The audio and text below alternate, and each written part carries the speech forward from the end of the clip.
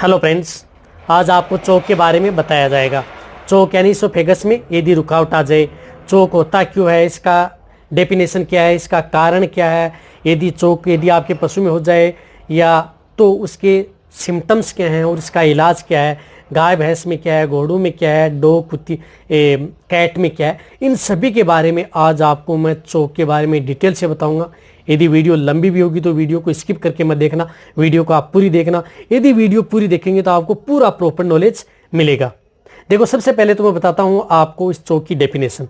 चोक की डेफिनेशन है कि यदि आपका पशु किसी प्रकार का यदि आहार खा लेता है तो वो कहीं पर आपके जाके पशु के जो इसोफेगस में रुकावट आ जाती है। इसोफेगस में रुकावट आने के कारण आपका पशु सामान्य अवस्था में खाना पीना बंद कर देता है और जो खाया हुआ आहार है वो नाक द्वारा बाहर आता रहता है। ये तो है इसकी डेफिनेशन, परिभाषा। अब ये जिस प्रकार का कारण क्या है, इसकी इटियोलॉजी क्या है। इटियोलॉजी है जिस प्रकार से यदि गाय भैंस में क्या है, यदि आपकी जो गाय भैंस है वो सूखा चारा खाती हैं, उसका गोला यदि आपकी गाय की इसोफेगस में फंस जाए, या जिस प्रकार से आलू है, गेंद है, लकड़ी का टुकड़ा है, आम है, या इस प्रकार के जो फल फ्रूट्स हैं जो हार्ड होते हैं वो यदि आपके पशु यदि खा लेते हैं तो इसोफेगस में फंस जाते हैं, यानी गले में फंस जाते हैं। तो गले में फंस जाते हैं तो अंदर जाते नहीं है, अंदर नहीं जाते हैं तो आपके पशु में खाना सामान्य रूप से नहीं हो पाता है, तो आपके पशु में खाने में दिक्कत आती है। इसी प्रकार यदि घोड़ों में है, घोड़ों में हो जाए तो गाड़ों में भी क्या होता है, घोड़ों के अंदर जैसे इस प्रकार की वो पर्याप्त मात्रा में यदि सूखा चारा दे रहे हैं तो उसका भी क्या कि गोला बन जाता है, उससे भी आपके जो घोड़ों में है निकलने में दिक्कत आती है, उसकी वजह से है। या कोई किसी प्रकार के जैसे फल फ्रूट के टुकड़े हैं, सेब है, आम है, आलू है, या किसी प्रकार के इस प्रकार के हार्ड लकड़ी के टुकड़े वो खा जाता है तो उसकी वजह से।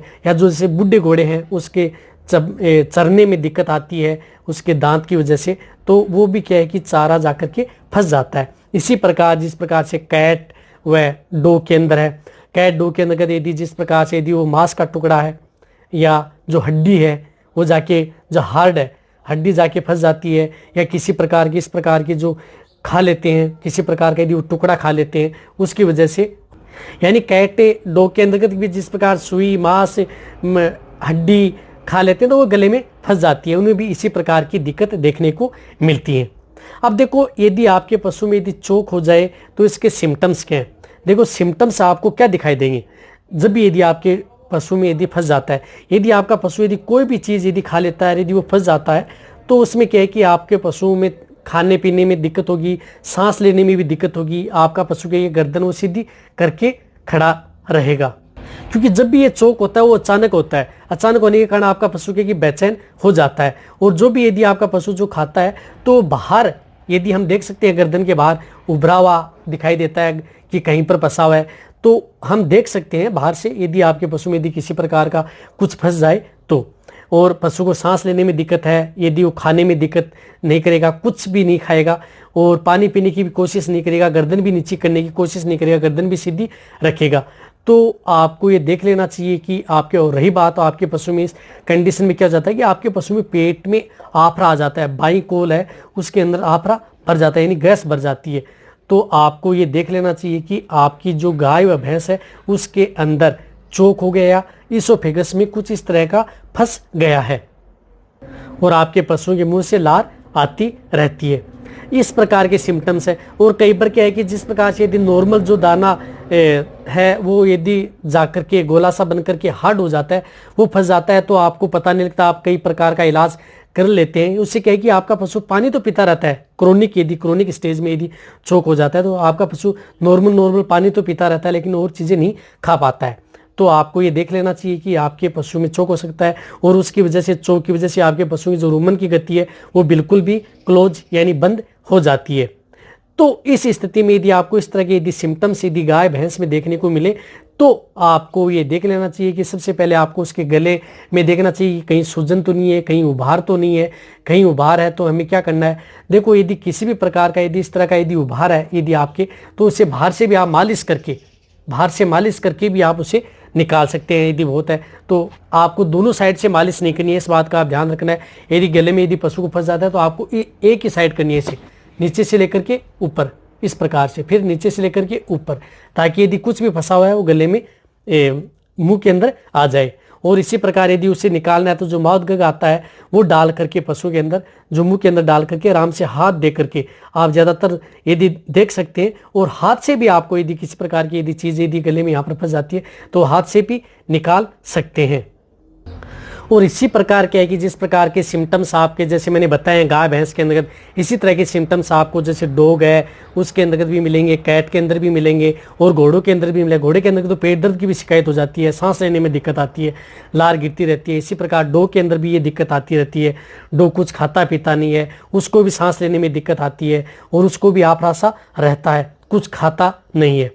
तो इन सभी के समाधान के लिए आपको जो मैंने ये सिम्टम्स हैं, इन सिम्टम्स के आधार पर आपको क्या करना है, जो ट्रीटमेंट मैंने आपको क्या बताया, जो गाय भैंस के अंदर जो आपको क्या करना है, गाय भैंस के अंदर इस प्रकार की यदि दिक्कत हो जाती है तो आपको जो माउथ गैग है वो लगा करके आप हाथ अंदर डाल करके यदि कुछ ऐसी फंसी हुई है तो उसको निकाल सकते हैं। एक आपको मसाज करनी है। यदि आपके पशु को तेज आफरा रहता है तो आपको सबसे पहले उसको क्या है कि जो बाईं कोल होती है उसके अंतर्गत जो 16 या 18 नंबर की जो निडल होती है वो लगा करके उसकी गैस बाहर ज़रूर निकालनी है। इस बात का आपको ज़रूर ध्यान रखना है, सबसे पहले उसकी गैस बाहर निकालनी है, फिर आपको ट्राई करना है।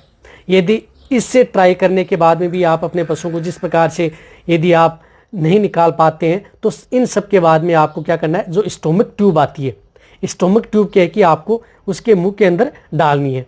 यदि आप स्टोमक ट्यूब आराम से यदि डाल देंगे तो किसी भी प्रकार की यदि कोई कुछ चीज़ फंसी हुई है तो वो क्या है कि अंदर जाकर के पेनक्रियाज में चली जाएगी, जो कि क्या है कि अपशिष्ट पदार्थ के रूप में बाहर आ जाएगी।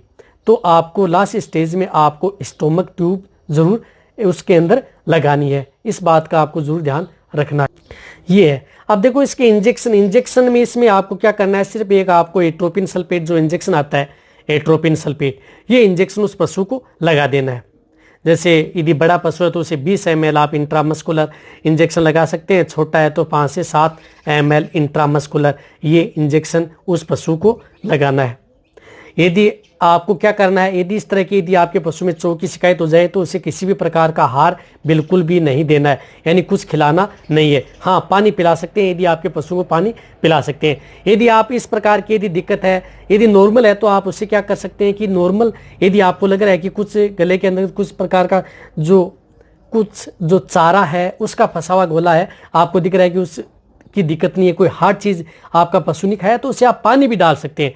बाहर से आप पानी यदि डालेंगे तो बोतल के द्वारा तो भी आप पशु के अंदर चला जाएगा, पेनक्रियाज के अंदर, यदि नॉर्मल यदि दाने का लगा हुआ है तो।